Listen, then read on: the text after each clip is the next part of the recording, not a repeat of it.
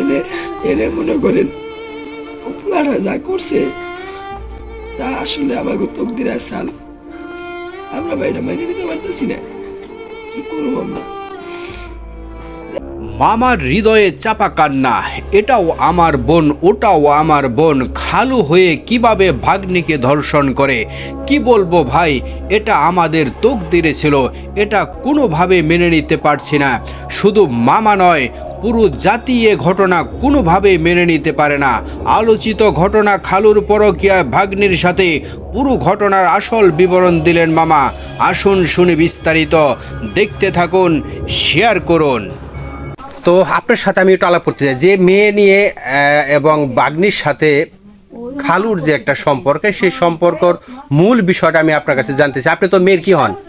মামা, মামা। আচ্ছা, কি হয়েছিল বিষয়, ঘটনা একটু বলেন তো। বিষয়টা হলো বাগনিটা 4 দিন যাবত পাওয়া যায় না। আচ্ছা, গত 4 দিন যাবত? গত শুক্রবার থেকে বাগনি পাওয়া যায়, শুক্রবার সন্ধ্যা 7টায় থেকে বাগনি পাওয়া যায় না। আচ্ছা আচ্ছা।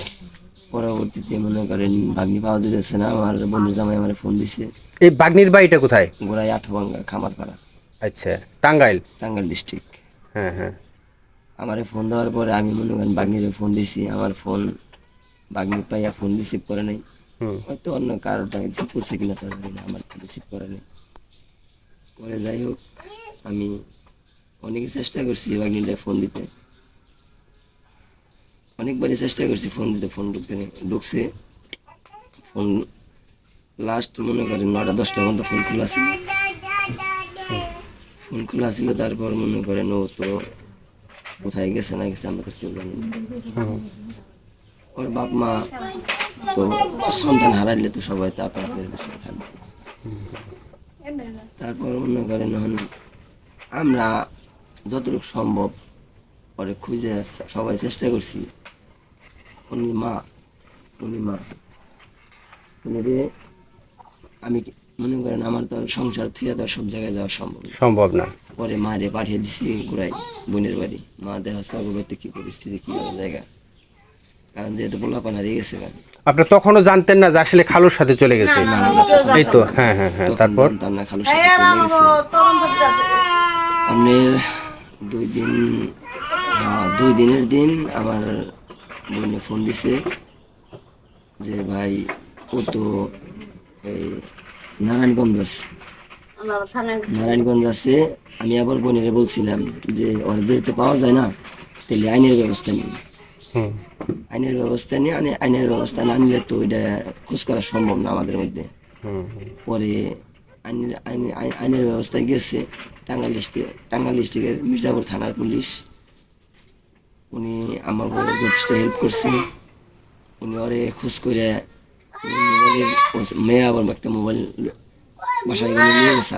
ওই মোবাইলের নাম্বার পুলিশে দেওয়া হয়েছে। ওই পুলিশ মনে করে নাম্বার ট্র্যাক করে, নালা ট্র্যাকিং করে কীভাবে জানি করে, ওইভাবে করে মনে করেন ওর লোকেশন কোথায় আছে না আছে ওই তাই বিরসিয়া বাই করে দিছিল। তারপরে ওই সূত্র ধরে আর কি আজকে মনে করেন এই মেয়েটা পাওয়া গেছে। আচ্ছা, ওখানে যে কি আপনারা নিজেরা উদ্ধার করে নিয়ে আসছেন নাকি? আমরা নিজেরা উদ্ধার করি নাই। আমারে আপনার 4 দিনের লাস্ট যেদিন আমরা পাইলাম মেয়েটাতে, গত রাত্রি আমরা মেয়েটা পাইছি। মানে আপনার বাগ্নি? আমার বাগ্নি। নাম কি জানো? জাহেদা আক্তার। আচ্ছা, পাইলেন তারপর? ওরে ভাই আমারে ফোন দিছে রাত 10টা 40 বা 11টা এরকম আনুমানিক। আচ্ছা যাক, তারপরে বলেন। আমি তো ঘুমিয়ে পড়ছি। 10টা 40 বা 11টায় ফোন দিছে যে মামা, ফোন রিসিভ করছে আমার ওয়াইফ আগে। রিসিভ কইরা মনে করেন কথা হয়তো 2-4টা কথা কইছে। কথা কওয়ার পরে ও কইতাছে নাজমিন ফোন দিছে। পরে আমি ফাল দিয়ে বিছনায় বয়ে পড়ছি, হায় রে হায় বাগ্নি পাইছি। পরে মনে করেন ওই আমি বললে কথা কইছি যে মামা তুমি কনে? কয় মামা আমি তো মৌসাক আছি, আমার এনে নিয়ে যাও। তুমি মৌসাক কোন জায়গায় আছো? কয় আমি মৌসাক পুলিশ ফাঁড়ি, যেমন আমাকে মৌসাক ফাঁড়ির সামনে ফলের দোকান আছে একটা, এই ছেলে ফলের দোকান। ওই ফলের দোকানদার আসলে আল্লাহ মানুষ মিলাই এত রাত যাবৎ মনে করেন ও যদি দুজন একত্রই আর কি, ওই খালু এবং না না না ওই শুধু একাই? ও একা। তো ওই আপনার আপনার ওই বোন জামাই কোথায় তখন? বোন জামাই কোথায় তখন তা তো আমরা বলতে পারলাম না। ও নারায়ণগঞ্জ চাকরি করে ওই জায়গায়, আমরা জানি তো চাকরি করে, আমরা তো ওই সময় জানি না যে ও আমার ওই বোনের কাছে। আচ্ছা, তারপর ওখান থেকে নিয়ে আসলেন? আমি মোসাক গেছি, মোসাক এখান থেকে মনে করেন আমার বাড়ির থেকে জামালপুর চার রাস্তা পর্যন্ত আমরা হেঁটে গেছি, গাড়ি পাই না এত রাত করে। আইটা যায় ওই জায়গায় থেকে আরেকটা গাড়ি নইছি, নইয়া রিজার্ভ করে যায় না মোসাক গেছি, যাই না ওরে নয়ে আইছি। আমার বোনের জামাই তাৎক্ষণিকই যে সঙ্গে শুনছি যে ওরে পাওয়া গেছে, তাৎক্ষণিকই ফোন দিছি যে ভাই তুমি তাড়াতাড়ি যাতে সকালে পারো তুমি বাড়িতে এসে পড়ো। ওরে পাওয়া গেছে, আমি রিসিভ করতে যাইতেছি, ওরে বাড়িতে নিয়ে যেতেছি। তারপরে যেমনি হোক ওর বাড়িতে আইনে, ওরে রিসিভ করে আইনে বাড়িতে থুইয়া আমি আর রাত্রে ঘুমাসি নাই। ওই বোনে ভাগ্নিরে মনে করেন বলছি যে বাবা তোমার ভিতরে যদি কোনো আবেগ বিবেক তুমি কোনো জায়গায় যেয়ে থাকো, তাই না, হয়তো তোমার বাবা এনে উত্তেজিত হয়ে যাবো গা, তোমার 4-5 দিন যাবো পায় না, তাহলে তুমি বাবা কোনো কিছু লুকায়ও না, সত্য যাতেই হয়, সত্য কথা কইয়া তুমি মনে করো সত্যের মধ্যে তো কিন্তু কিছু নাই, সত্য বলি না কোনো কাজ কিছু নেই। তারপর মনে করেন ও আমারে কথা বলে না পরে আমি ভাত খাওয়াইছি, কারণ 4 দিন ধরে পাই না, ও খাইলো না খাইলো তো আমরা কাছে জানতেছি না। পরে মনে করেন ওরা ভাত খাওয়াইয়া তারপরে ভাগ্নি মনে হয় তার কিছুক্ষণ পর কয় বাবা আমি এমন কথা, আমি তো নারায়ণগঞ্জে আসছিলাম, নারায়ণগঞ্জে তুমি কার বলে আসছিলে, আমি বিস্তারিত ভেঙে গেছি, পুলিশ কিন্তু তোমাকে নাম্বার ট্র্যাক করে, হ্যাঁ তোমার কিন্তু সে সঠিক ঠিকানা আমাকে কিন্তু দিছে, তুমি কিন্তু মুখ জায়গায় আসছিলে।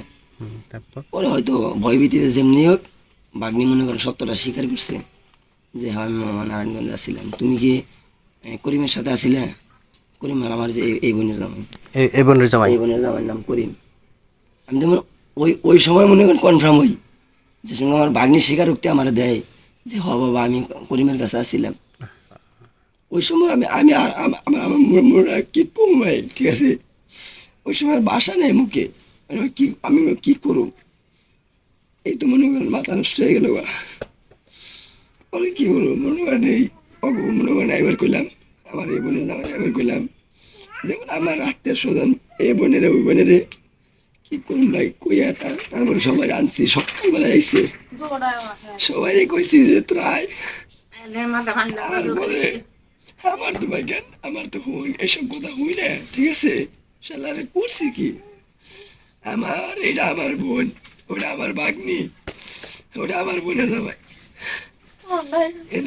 এনে মনে করেন উপলাটা যা করছে তা আসলে আমাকে তকদির সাল, আমরা ভাই এটা মেনে নিতে পারতেছি না, কি করবো আমরা।